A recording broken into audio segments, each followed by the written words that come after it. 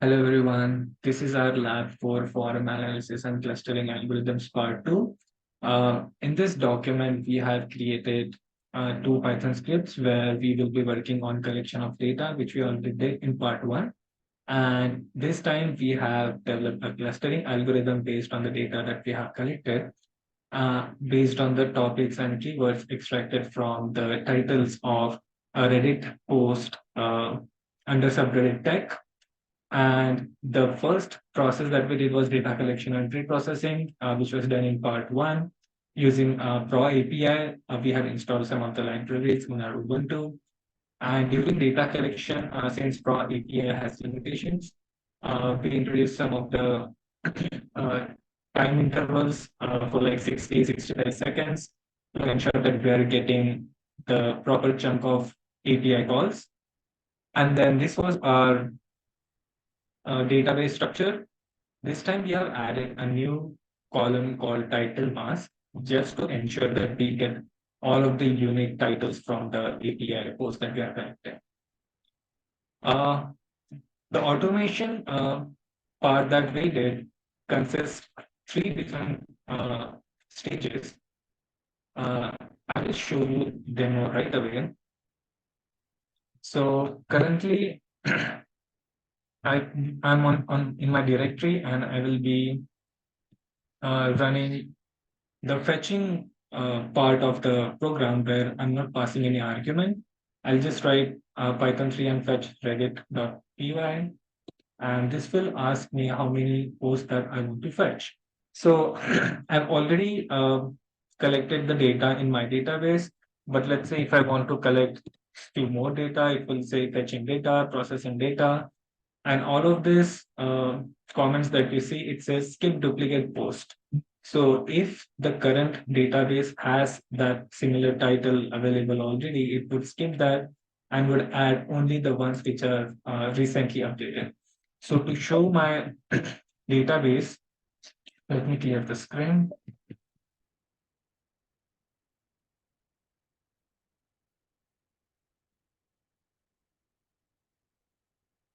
So I'm using Reddit Tech as my database.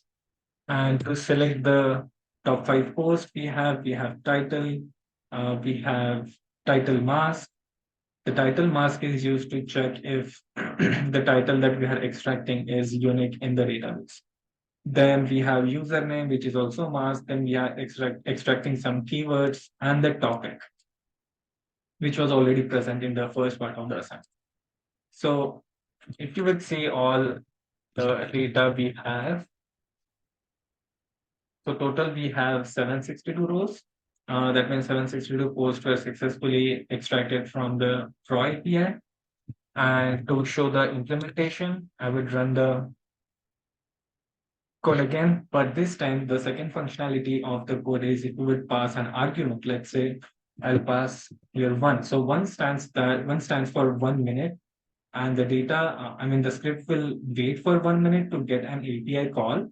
So this will ensure that we will get updated posts which are posted on the Reddit tech. So if I run this, it will tell me that the next update is in 60 seconds. So so the option is if you press enter, it will update the database, but for that we'll have to wait for 60 seconds. And the other option is we can input a keyword which will act as our test case for the clustering algorithm that we have developed. So if I just press enter here, it is going to wait for the next 60 seconds and we'll check if the updated value, if there is any update in the posts. So this part, like since we are waiting for 60 seconds, I'll explain you this part of the code that we have added in the first part of the script. So you can say this is the main function where if we are getting an argument, it will run indefinitely and it will get the uh, keywords which will act as a test case, which will call the find cluster uh, function, which is present here. The find cluster is going to take the is going to fetch the data from our database and it's going to pass it to the training algorithm, and again it will do the prediction. So we will explain this part in detail later of about how we are doing the clustering, but as of now, I'll explain you the demo. So after the update, after waiting for 60 seconds, we can see that it again skipped some of the duplicate posts which were available. So the other functionality we have is if you want to get out of this loop, you'll just type quit and it will exit the program. So let me clear the stone again.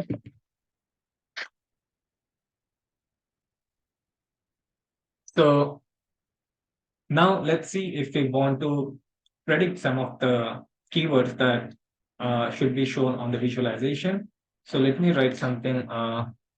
Let's say OpenAI is preparing itself for ChatGPT 5.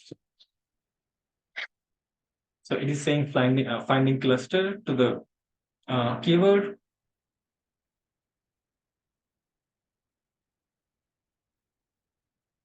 So in these steps, we are performing K-means algorithm where we will be performing some silhouette analysis to find what would be the best number of clusters needed. And this is the plot we will get after that. And you can clearly see here the number of clusters that we want is 2, giving the highest number score. The number of clusters, if we increase the number of clusters, the accuracy will be lower. So if I close this, we move to the part where it will show that these are some keywords which are close to what we have typed. So AI experts, 5 Apple products. So these are something we will be looking at in our clusters.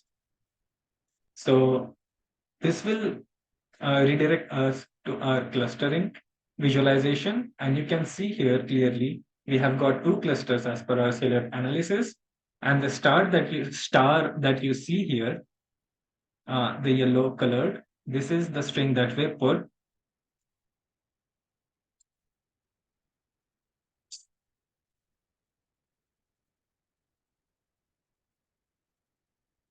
So this star says OpenAI is preparing itself for ChatGPT, and whatever the closing uh, keywords we get is like Microsoft ChatGPT powered Bing is open for everyone to try starting today. So we have successfully created a visualization for a message here, and let's see what happens to our script. So this will run indefinitely until and unless you will press quit. So let me try something non-related to tech, and let's see where it goes. Let's say plant-based diet is gaining attention. So again, it will call the clustering function and it would find the nearest cluster.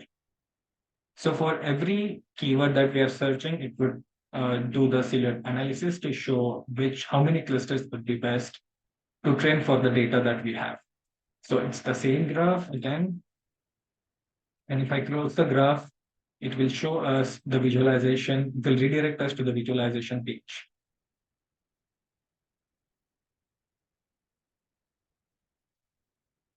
So, so you can see the star here is way far away from the clusters we have formed. The clusters are related to tech topics, but this specific was related to plant-based diet, which is not related to tech. So it is a kind of outlier for the topic that we were looking for.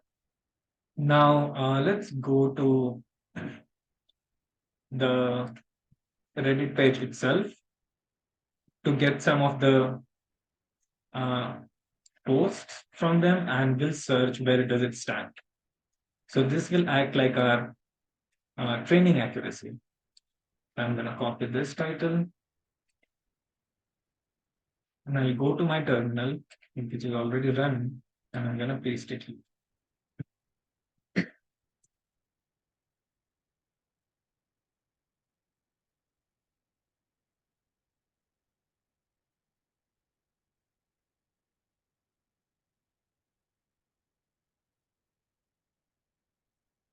It will again show us a silhouette analysis of the clusters that we are training, and it will again say that the number of clusters should be 2. If I close this, it will again redirect us to the visualization page. And this time you can see the cluster has changed and it is showing the data to be in a different cluster than what we had earlier. If you would see here, this is talking about BAT-600 drone, and this was the topic which was present, BAT-600 drone. So you can see it has successfully found a place in a 3D space, not 3D, but like the number of vector size that we're gonna have, and it's gonna be as close as to the training set that we have. So this was the demo, and to explain the other part, how we have implemented it, uh, more about Dr. Veda will explain the further. Right. Here, the clustering is mainly implemented using the dot-to-wet approach, which is a popular technique in NLP to characterize the titles here, which is in our context, to the similar data points in the high dimensional space. And here we are using dot-to-wet distributed memory approach. And if I walk through the code, here we are first fetching titles from the database and we are pre-processing the text, and here we are training our doc-to-vector model. And the main idea behind the doc-to-vector model is that it's a neural network approach and it is a unsupervised learning method. And here, when we extract titles from our database, it maps to the high dimensional vectors, which is in our case 50. And here we have used parameters as vector size 50 and window 10, which means each title is represented as a 50 dimensional vector in the high dimensional space. And window size 10 means is that the context is extracted using the 10 words from the target word from right to left of the sentence. And we have found this vector size and window 50 and 10 using the grid search, which actually gives the best values. Here we have tried with different values, 10, 20, 50, 120, so on and so forth. And the best values are given using the Silhouette score. For Silhouette score is highly used for clustering. The higher the Silhouette score for the cluster, the best our parameters are. And after getting the successful parameters for better accuracy, we have gone through with vector size of 50 and window of 10. And after training the model, according to the title that we have given to the model, we are clustering the data, and after clustering, we are using the visualization, PCA visualization. And here we are using two-dimension space for the better visualization of the clusters. And the clustering is in detail is explained by our teammate Kritika. Hi. So I'm going to talk to you about clustering. Here we are first fetching the titles from the database.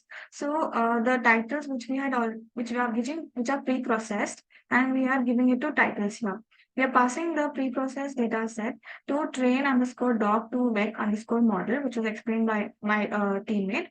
Now these titles are being mapped to document vectors and in the function that we have written, and we are getting the output here. Now those document vectors are passed to cluster data function, which is nothing but a clustering algorithm that we are using here is K-means clustering algorithm. So clustering algorithm is an unsupervised learning algorithm, and here we will cluster the similar titles together into a single cluster. And then after that, after the performing the clustering of the training set, we are passing the test set, which is first converted into a document vector and then passed into a k-means algorithm to determine it belongs to which cluster. And then later on, we are also printing the titles of the similar the titles present in the cluster, which is similar to the ones of our test data. And then we are going to visualize the cluster. So I'm going to show you these functions in detail. Here is the cluster data. Here we are giving possible cluster range to be as 2 underscore 11. So we are not explicitly mentioning what is the number of clusters it should take. It will automatically determine how many clusters are supposed to be formed. For that, we are using Silhouette analysis, which determines the number of what is a number of cluster and what is the score. So the higher score, we are the number of clusters pertaining to the higher score, we're using that number of clusters. So in our case, it was KS2. And then we are also plotting it here in this part of the code. We are using Plotty library to for an interactive scatter plot, and where each data point represents the title, and we can visually see that. Later on, even the test data also is been is been present in the scatter plot, and you can also view that, which my teammate showed you. And then in the visualized clusters, we're going to see the different clusters. Here we are using PCA. PCA is Principal Component Analysis. It's a dimensionality reduction method. Since we have to view the clusters in 2D, so we are using n components to be as 2. And then later we are plotting the different clusters. Here we are giving cluster colors to be as blue, green, red, so that if there are 3 clusters formed, it can take different colors. And we can visualize properly which the different clusters in the visualization. And then we are plotting the same. Later on, in the next part of the code, we are also plotting the test data so that we can determine where is our test data and which cluster does it belong to. So the sample title and associated keywords which are being displayed helps us to determine the topic pertaining to each cluster. And it helps us a better understanding that which cluster belongs to which content of the data. So this is our clustering algorithm. I hope you liked it. And yeah, thank you so much.